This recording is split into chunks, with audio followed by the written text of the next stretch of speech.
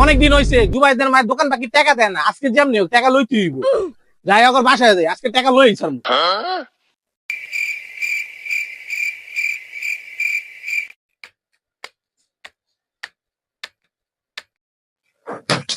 এই জুবাইদার মা, এই দরজা খোলেন। 6 মাস হয়ে গেছে, মেয়ে টাকা দেন না এখনো।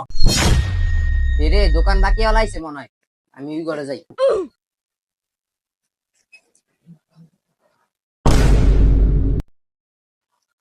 এ সময় টাইম আমার কেডাইলো, শান্তি মতো ঘুমাইতেও পারি না।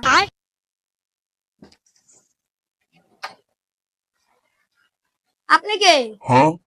চিনস না? তো চিন লাগতো না, তোর মায়ের ডাকবে। দোকান বাকি টাকা নিতে আইছি। अच्छा। ও দোকান বাকি টেয়া লইতেছেন? আচ্ছা দাঁড়ান।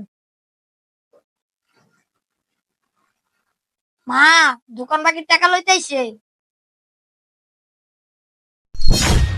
শোন, ওরা কিন্তু দোকান বাকি হলা, আমি যা কমু তরে তুই তাই কবি।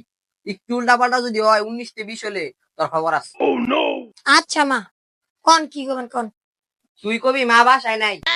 আল্লাহ, এত বড় ঠাড়া বড় মিশা কথা মা আমি কইতাম না। ও মা জানারে দিয়ে কথা উঠছে, তুই যাবি নাকি?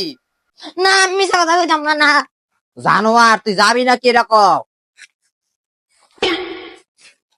এখন কথা যাবি নাকি? আচ্ছা যাইতাছি।